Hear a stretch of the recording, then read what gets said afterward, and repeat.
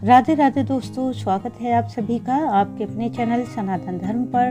दोस्तों, वरुथनी एकादशी वैशाख कृष्ण पक्ष की पहली एकादशी होती है। वरुथनी एकादशी को सभी प्रकार के दोषों, शारीरिक कष्टों से मुक्त कर देने वाली दिव्य फलदायी एकादशी के रूप में माना जाता है।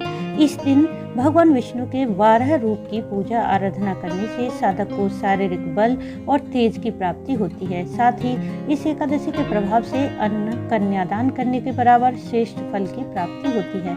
शास्त्रों के अनुसार इस एकादशी को सुख सौभाग्य देने वाली एकादशी माना जाता है। आज की वीडियो में मैं आपसे शेयर करने वाली हूँ वरुथनी एकादशी का व्रत कब धारण किया जाएगा, इस व्रत के पारण का शुभ मुहूर्त क्या रहेगा। साथ ही जानेंगे वरुथनी एकादशी व्रत कथा के बारे में, जिसे पढ़ने और सुनने से 1000 गाय दान करने के बराबर पुण्य फल की प्राप्ति होती है। साथ ही जानेंगे वरुथनी एकादशी व्रत पारण का समय क्या रहेगा और पारण की विधि क्या है।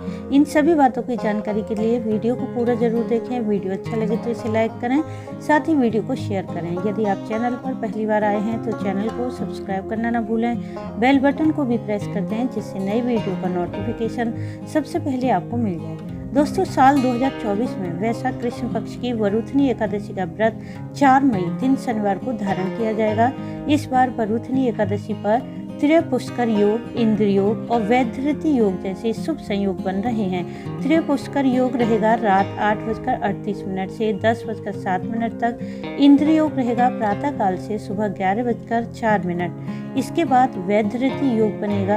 यह शुभ योग पूजा पाठ के लिए अत्यंत ही शुभ माने जाते हैं। वरुथनी एकादशी पर व्रत पूजन करने वाले साधक को हजारों वर्ष तपस्या करने के बराबर पुण्य फल प्राप्त होता है। वरुथनी एकादशी का व्रत धारण करने वाले साधक को इन वस्तुओं का त्याग करना चाहिए। कांसे के बर्तन में भोजन करना, मांस मदिरा का सेवन, मसूर की दाल, चना, कोदो, शाक, मधु, दूसरे का अन्न, दूसरी बार भोजन नहीं करना चाहिए। व्रती को पूर्ण ब्रह्मचर्य से रहना चाहिए। साथ ही व्रती को झूठ, क्रोध, निंदा, अहिंसा से दूर रहना चाहिए। तभी आपको आपके व्रत का पूर्ण फल प्राप्त होगा। इस एकादशी पर सूर्योदय से पहले उठकर स्नान आदि करके सूर्यदेव भगवान को अर्घ दें। इसके पश्चात श्री हरि के समक्ष दीप प्रज्वलित करके अपने व्रत का संकल्प करें। संकल्प के बाद विधि विधान से रोली, पुष्प, चंदन, धूप, दीप नैवेद्य से श्री हरि सहित माँ लक्ष्मी का पूजन करें। एकादशी पर श्री हरि को पंचामृत का भोग लगाएं। तुलसी पत्र इसमें अवश्य डालें। यदि आपके पास पंचामृत उपलब्ध ना हो तो आप किसी भी पीले फल जैसे कि केला, आम या फिर किसी पीली मिठाई का भोग जरूर लगाएं। पूजन करते हुए श्री हरि के मंत्रों का, नाम का ज्यादा से ज्यादा जाप करें। यदि आप किसी कष्ट या परेशानी से घिरे हैं, आप चाहते हैं कि आपकी परेशानी शीघ्र ही दूर हो जाए, तो आप एकादशी के दिन श्री हरि का पूजन करते हुए गजेंद्र मोक्ष का पाठ अवश्य करें। यह पाठ अत्यंत ही फलदायी माना जाता है। इसके अलावा जिस भी एकादशी का व्रत धारण करते हैं, उस एकादशी की आपको व्रत कथा का पाठ अवश्य करना चाहिए। इसी से आपको व्रत का पूर्ण फल प्राप्त होता है। तो जान लेते हैं आज की वीडियो में कि वरुथनी एकादशी व्रत कथा क्या है।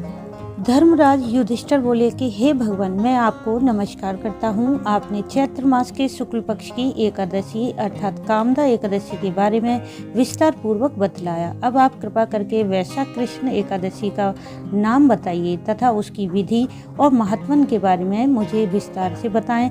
भगवान श्री कृष्ण ने कहा कि हे राजेश्वर, वैशाख मास के कृष्ण पक्ष की एकादशी को वरुथनी एकादशी के नाम से जाना जाता है।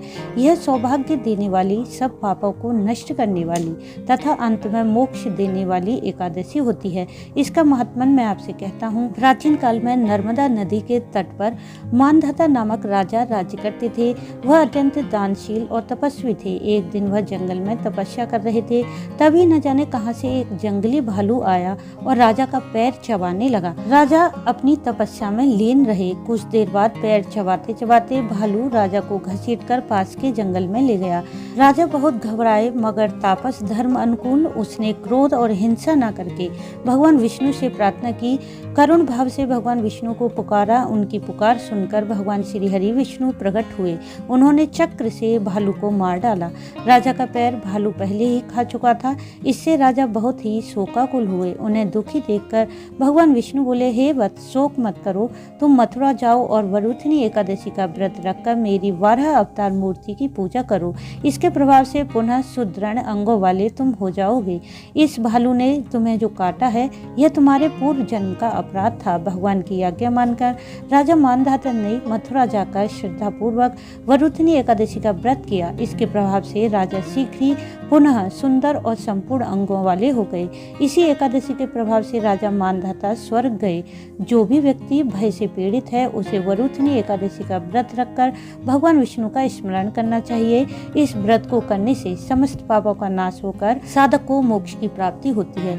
बोलो भगवान श्री हरि विष्णु माँ लक्ष्मी की जय।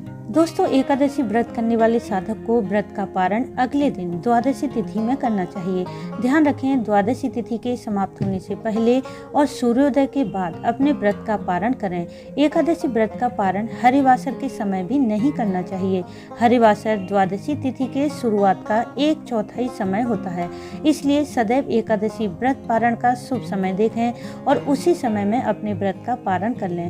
व्रत के पारण से पहले किसी योग्य ब्राह्मण को शुद्ध सात्विक भोजन कराएं और अपनी सामर्थ्य के अनुसार ब्राह्मण को दान दक्षिणा दें। यदि किसी ब्राह्मण को भोजन कराना संभव ना हो तो ब्राह्मण के निमित्त भोजन की कच्ची सामग्री आटा, दाल, चावल, घी, सब्जी इत्यादि निकालकर उस पर कुछ दक्षिणा रख दें। आप चाहें तो पहले अपने व्रत का पारण कर लें, फिर इस दान की सामग्री को किसी मंदिर में रख दें। इस बार वरुथनी एकादशी के व्रत पारण का शुभ मुहूर्त रहेगा 5 मई को सुबह 5:38 से 8:18 तक। इसी दिन द्वादशी तिथि समाप्त हो जाएगी 5 मई की शाम 5:41 पर। तो दोस्तों, उम्मीद है इस वीडियो से आपको लाभ अवश्य मिलेगा। वीडियो अच्छा लगा हो तो इसे लाइक करें, शेयर करें, साथ ही चैनल को सब्सक्राइब कर लें, बेल बटन को प्रेस कर दें जिससे नई वीडियो का नोटिफिकेशन सबसे पहले आपको मिल जाए। वीडियो अंत तक देखने के लिए आपका धन्यवाद। राधे राधे।